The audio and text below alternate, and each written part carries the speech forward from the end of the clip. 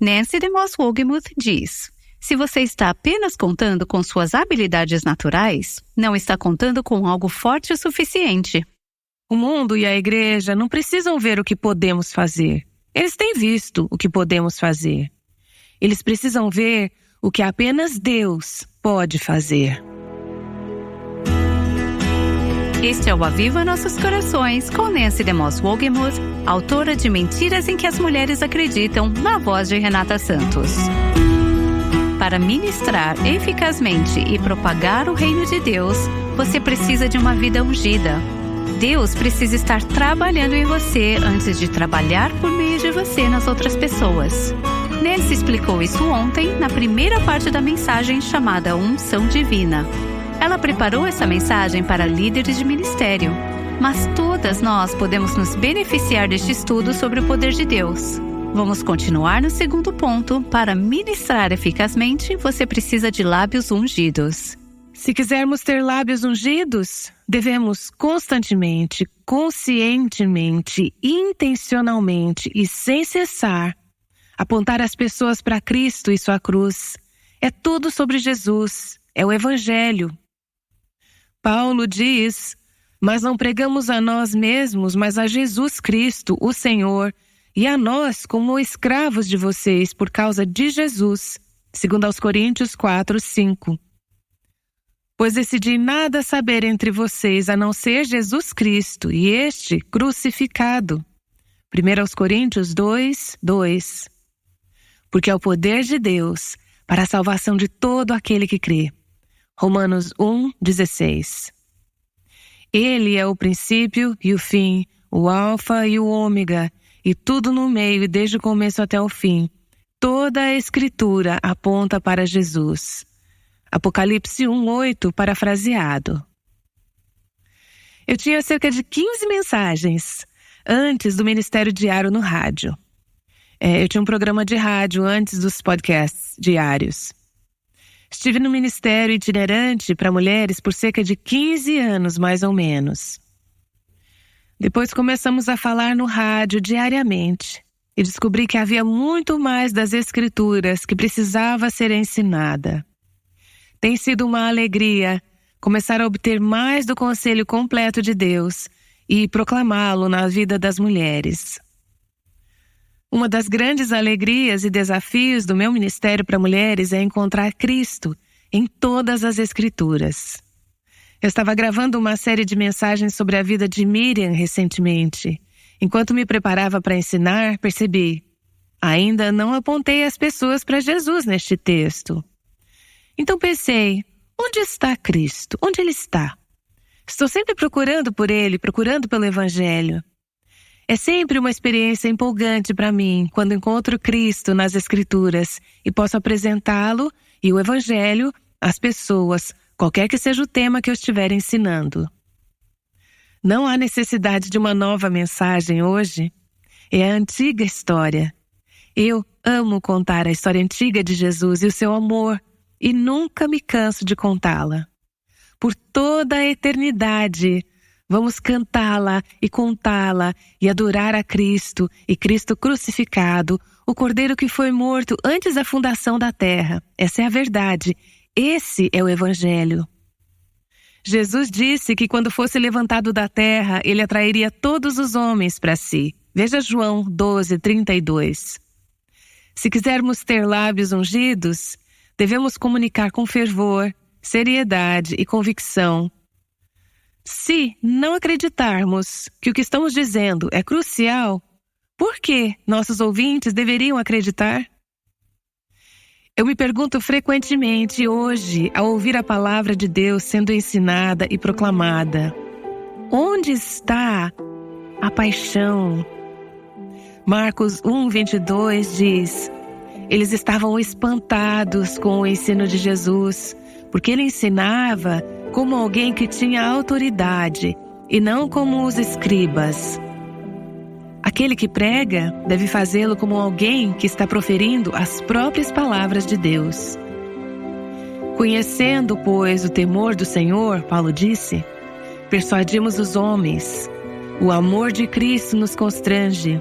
Isso está em 2 Coríntios 5, 11 e 14. Suplicamos em nome de Cristo, reconciliem-se com Deus.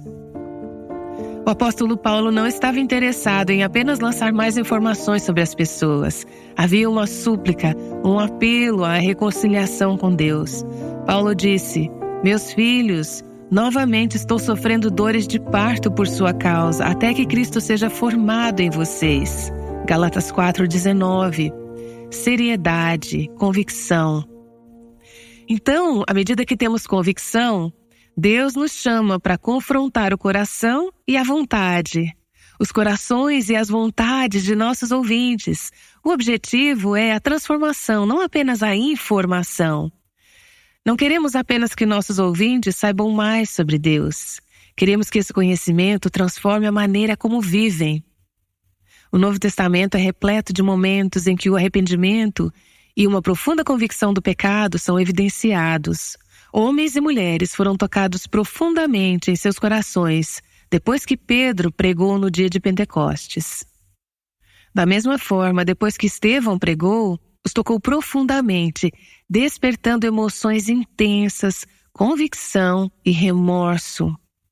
Quão frequentemente testemunhamos esse mover hoje em dia?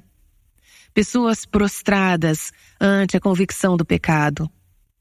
Percebemos na história do avivamento essa esmagadora sensação da presença de Deus em profunda, humilhante convicção do pecado. Eu sei que isso é obra do Espírito e não podemos fabricá-lo.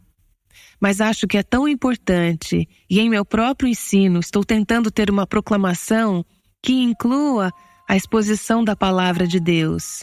Se a palavra de Deus não estiver presente, não há poder. Ilustração das Escrituras, aplicação prática e depois confrontação da vontade. Muitas vezes, em minhas anotações de ensino, escrevo 2 letras pequenas. TP. Tornar pessoal. Torne pessoal. Ou escrevo LPC. Leve para casa. Isso é um lembrete em minhas anotações para sair da página da informação e falar ao coração dessas mulheres. Leve para casa, torne pessoal.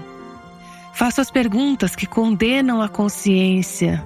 Perguntas diretas e incisivas para que não possam escapar do que devem fazer sobre isso. Então eu pergunto: como sua vida se compara a essa verdade que estou dizendo às mulheres? O que você vai fazer com o que acabou de ouvir? Oswald Chambers diz: o que o mundo precisa não é um pouco de amor, mas uma intervenção cirúrgica.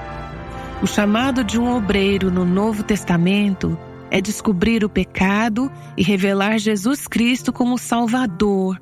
Temos que sondar tão profundamente quanto Deus nos sondou. Ser aguçadas e sensíveis às Escrituras, que expõem as verdades e aplicá-las sem medo. Isso significa ter disposição para ser profetas de Deus, falar a verdade mesmo quando não é palatável, falar a verdade quando encontra resistência, falar a verdade quando significa uma mensagem de aviso ou julgamento, estar livre do medo dos homens ou do amor ao louvor dos homens. Livrar-se da necessidade de aprovação da nossa audiência. Quando começamos o ministério de rádio nos Estados Unidos, uma das coisas que o Senhor realmente me ajudou a estabelecer em meu coração, não que isso não tenha sido desafiado desde então, foi uma consciência de que, com a ajuda de Deus, eu não iria falar por audiência, ou por renda, ou por resposta, ou por número de estações. Pela graça de Deus e com a ajuda dele e de outros que me apoiaram, eu falaria a verdade e a palavra de Deus e a sabedoria de Deus, independentemente de como isso contrarie ou de quão politicamente incorreto possa ser. Meu desejo é falar de maneira atraente, com graça e verdade, sempre falar a verdade. Não posso ser intimidada pela resposta das pessoas ou pela falta dela. Eu digo ao Senhor, antes de entrarmos no ar: se ser tua serva e ser fiel ao teu chamado em minha vida significa que nosso ministério no ar será de curta duração, então eu aceito isso. Deus, ajude-nos a viver a verdade. Então, pedir uma resposta. Não parar antes de ensinar e pregar em busca de uma resposta. Não apenas por informação, mas por transformação. Sempre que somos expostas à verdade da palavra de Deus, uma resposta pessoal é necessária. Se não o fizermos, Tiago diz, seremos como uma pessoa enganada que olha para o rosto no espelho e vai embora e diz: isso não parece tão bom, mas não faz nada a respeito. Tiago 1, 23 e 24. Nós inoculamos as pessoas, eu estou convencida, contra a verdade penetrar e perfurar seus corações, porque colocamos sobre elas camada após camada de conteúdo, mas não as chamamos ao arrependimento e à fé, e a obedecer o Evangelho, pressionar para a obediência. Isso leva tempo. Li recentemente sobre uma igreja que introduziu um novo culto de 30 minutos, além de seus cultos existentes.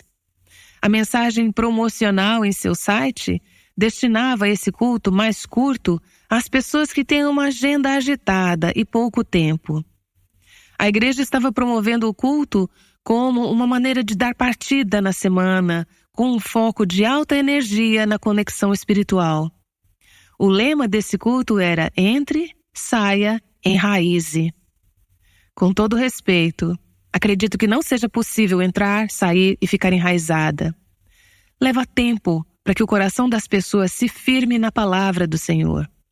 É como entrar em uma sala de parto, grávida de 9 meses e falar: ok, já estou aqui, espero que esse neném nasça em 5 minutos. Não é assim. Existe um processo. Há etapas a serem seguidas, como a dilatação, o rompimento da bolsa, etc. Acredito que muitas mulheres adorariam que fosse assim, mas o processo é necessário. Não é possível interromper o processo de nascimento. Temo que as etapas, os processos, os preparos estejam sendo ignorados em grande parte do nosso ministério, onde é necessário tempo para preparar o coração, para a proclamação e para a resposta. Então, busque conscientemente e confie no poder do Espírito Santo. Busque conscientemente e confie no poder do Espírito Santo, clamando a Deus: Deus, por favor, dê-me óleo fresco. É um grande peso em meu coração que em tantos de nossos círculos teologicamente ortodoxos, quero dizer isso com muito cuidado, não quero generalizar, porque sei que há algumas exceções maravilhosas, mas em muitos de nossos círculos teologicamente corretos, resta pouco espaço para o trabalho misterioso, sobrenatural e novo do Espírito Santo. Nenhuma das pessoas sobre as quais estou pensando negaria o agir do Espírito Santo. Eles ensinam sobre o Espírito Santo, mas quando se trata desse trabalho misterioso do Espírito e da unção da vida e dos lábios do proclamador e do ouvinte, há um medo. Já vi isso afetar pessoas, ministérios e ministros que acreditam na Bíblia, e é uma grande perda para nós. O Espírito, como o vento, move-se onde quer. Você não pode colocá-lo em uma caixa. Precisamos clamar a Deus pelo óleo fresco, pelo poder do Espírito Santo, porque o trabalho, o poder, não está nas palavras que falamos, não está em nossa eloquência natural, não está em nossos métodos impressionantes ou contemporâneos, não é pela força, não é pelo nosso poder, é pelo Espírito Santo de Deus, diz o Senhor dos Exércitos. Penso na passagem de 2 Reis 4, 18 a 37, onde a mulher teve um filho que foi concebido de forma milagrosa e depois ele morreu. Ela foi procurar Eliseu, sabendo que o profeta, o homem de Deus, poderia fazer algo a respeito. Que tipo de homem de Deus ele deve ter sido para ela acreditar que, embora essa criança estivesse morta, ele poderia fazer algo? Lembra de como Eliseu enviou seu servo Geazi adiante com seu cajado? Você consegue imaginar Geazi dizendo: agora eu tenho o cajado de Eliseu. Já ouvi fazer coisas incríveis antes, agora eu tenho o cajado. E ele vai à frente de Eliseu e coloca o cajado sobre aquele corpo sem vida. O que acontece? Absolutamente nada, porque cajados não trazem vida. A vida não está nas pessoas ou cajados da igreja, ou cajados do ministério, ou em currículos, ou livros, ou programas. O que acontece quando Eliseu entra na cena de morte? Ele coloca vida naquele corpo sem vida, cabeça com cabeça, mão com mão, braço com braço, corpo com corpo, perna com perna, e ele ora. E Deus sopra o fôlego de Deus em Eliseu, por meio de Eliseu, naquele corpo sem vida. E a criança volta à vida. É a obra do Espírito Santo de Deus. À medida que colocamos nossas vidas, não nossos programas, não nossas anotações, não nossos podcasts, não nossas ilustrações. Quando colocamos nós mesmas sobre esses corpos sem vida, quando clamamos a Deus e dizemos: ó Senhor, unge com o poder do Teu Espírito. Agita, faça com que esses ossos secos vivam de novo para se tornar um grande exército. E Deus, em sua maneira misteriosa, graciosa, maravilhosa e admirável, age. Da mesma forma que Ele se moveu sobre a terra, falou e criou o mundo nesse vazio, escuro e sem forma. Ele falou e aconteceu, Ele trouxe vida, Ele trouxe luz. E assim faz hoje, à medida que nós nos oferecemos. Ele nos enche, Ele nos unge, Ele nos capacita, Ele nos fortalece para sermos instrumentos de vida.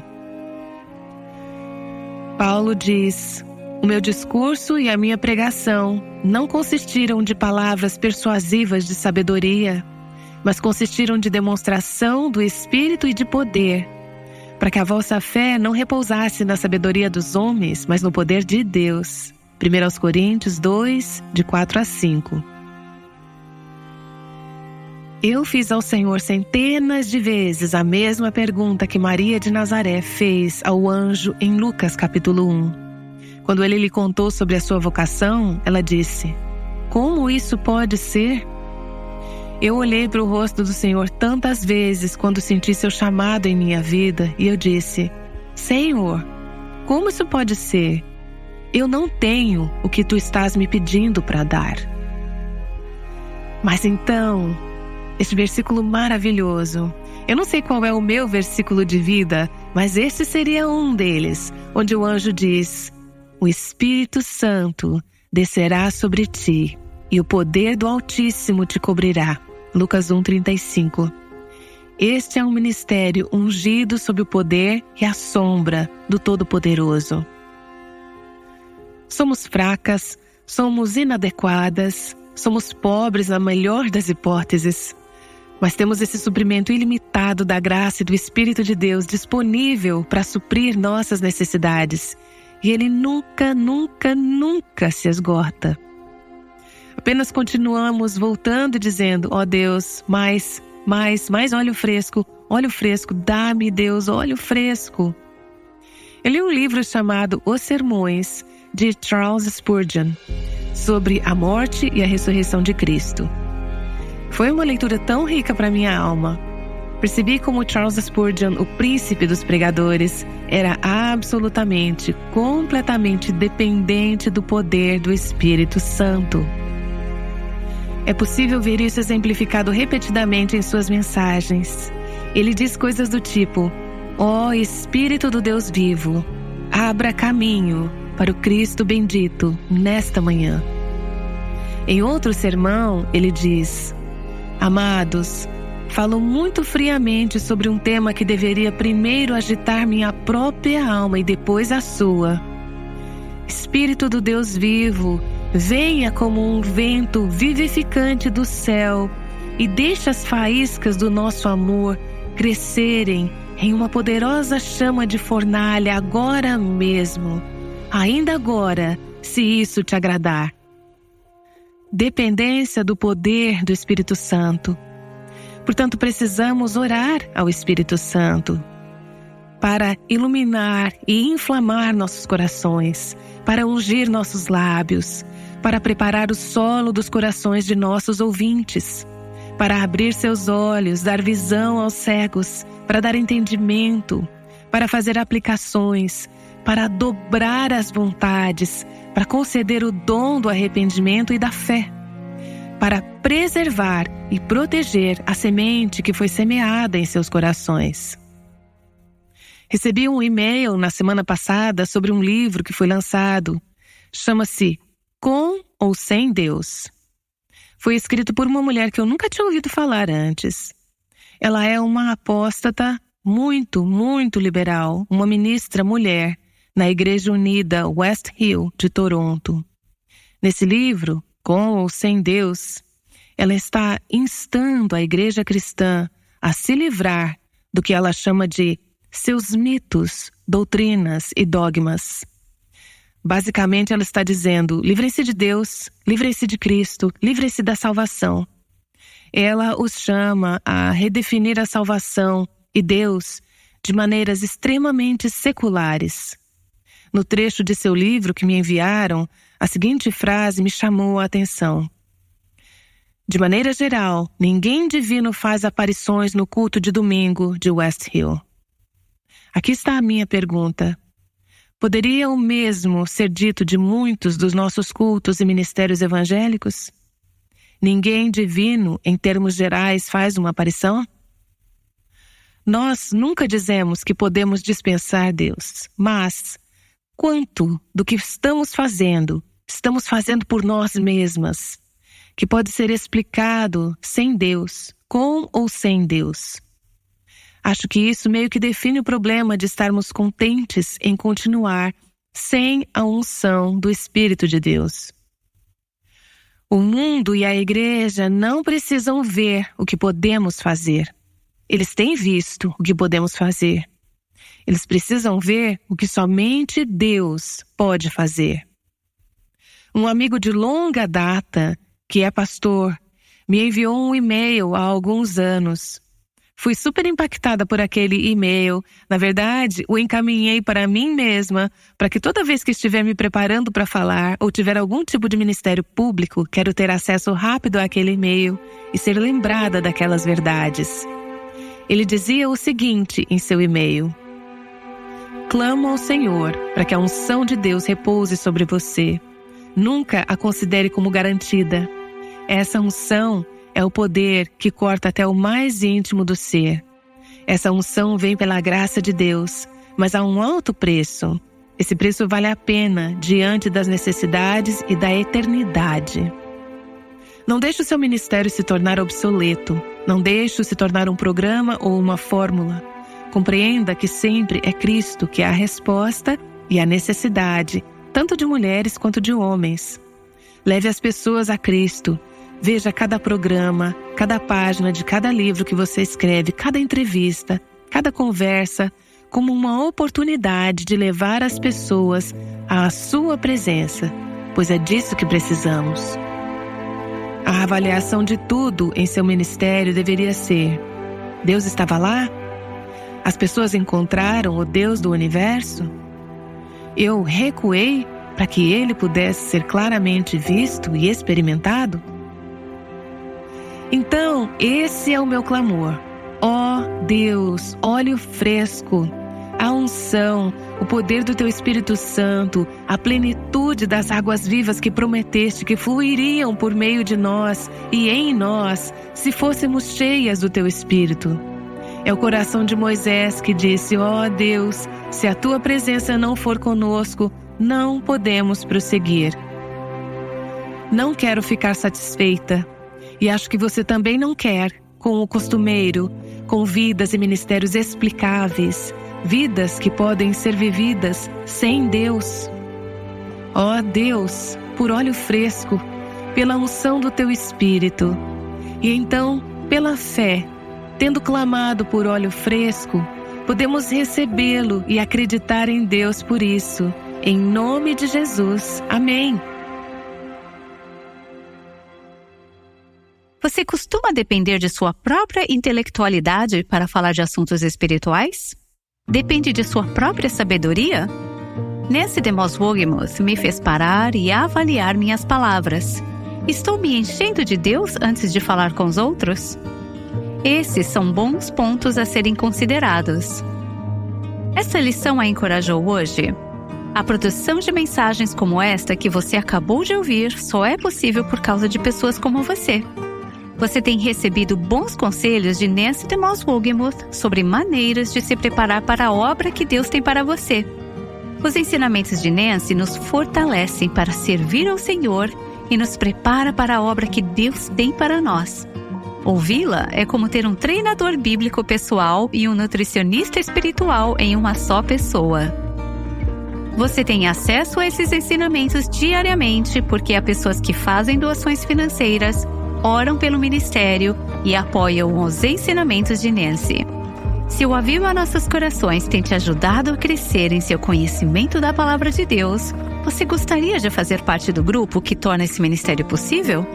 Junte-se a esse grupo de pessoas que apoiam o Aviva Nossos Corações e que têm o desejo de ajudar as mulheres a se conectarem com a Palavra de Deus. Visite nosso site www.avivanossoscoracóis.com/doações para fazer uma doação de qualquer valor. Fizemos uma pequena pausa na série Adornadas, devido às férias e festividades de Natal e Ano Novo. Mas segunda-feira retornaremos a essa série que tem nos abençoado tão ricamente e agora ainda mais todos os dias da semana. Aguardamos por você na segunda aqui no Aviva Nossos Corações. O Aviva Nossos Corações é o ministério em língua portuguesa do Revival Hearts com Nancy DeMoss Wogemuth, chamando as mulheres à liberdade, à plenitude e à abundância em Cristo.